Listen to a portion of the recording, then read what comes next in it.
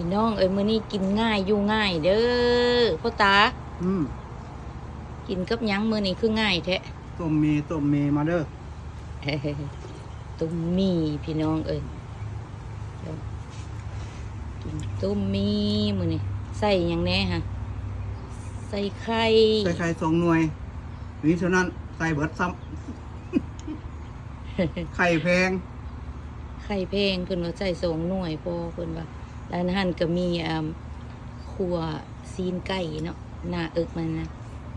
ยายขั่วใส่กับไว้บัดเฮาเฮ็ดใส่หมี่ใส่หยังก็เอาใส่พี่น้องแล้วก็ใส่ผักส้มผักปานิดมันแหละเนาะเจ้าซอยหัวผักบัวลงสลัดกินง่ายโดนก็กินเทื่อหนึงเนาะพี่น้อง อันเด็กมีผักมี4 ซอมกินง่ายอยู่ง่ายเด้อพี่น้องเด้อเด็กผักสลัดผักข้าวทองอันเด็กบัดกินแล้วก็มะกล้วยนี่พี่น้องเอ้ยของผู้เกิดดุนเนาะกินข้าวกินอาหารแล้วก็กินกล้วย2 ตาเด้อปันกันผู้สูงน้อย2 พี่น้องกับเจ้านะ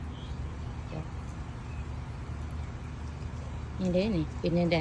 เด้อกินต้มมีมื้อเนี่ย กินต้มมีมื้อเนี่ยเพิ่นว่าสิเด้กินง่ายอยู่ง่าย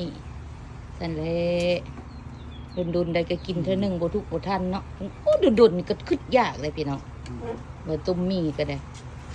ดุนก็คึดยากพี่น้องเอ้ยกินอยู่นอกคือเก่าพี่น้องเอ้ยกินอยู่นอกแต่อุ้ยมึงเลยสิเอาอากาศเอาสภาพให้เบิ่งเลยแดดเปี้ยงเลยเดี๋ยวนี้ก็12 โมงเนาะตอนเที่ยง ตากฮ้อนหลายมื้อนี้ ฮ้อนหลายพี่น้องเอ้ยฮ้อน102ไปแล้วพี่น้อง102มื้อนี้ฮ้อนก็เฮ็ดเวียกอยู่ห่มอยู่เงาอ้าวเนาะเมียนหลังบ้านหลังซ่องไปซั่นล่ะแต่ข้าวนุ่มข้าวแน่นไปทำงานพกกับเหือเนาะบัดนี้บัดเฮาบ่ได้ทำงานแล้วเนาะรีไทร์ล่ะเจ้าก็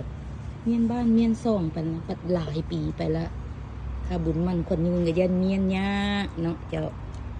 เกิดดุนแล้วก็เหือแห้งกระทุดลอยไปละพี่น้องไอ้จังได้ก็ตามสู้ๆเจ้า สู้หักเพลงกันเด้อขอมากบใจหลายๆเด้อพี่น้องเบิ่งคลิปให้ยายสุขกายสบายใจนึกสิ่งใดขอให้ได้สมความมุ่งมั่นปรารถนาพี่น้อง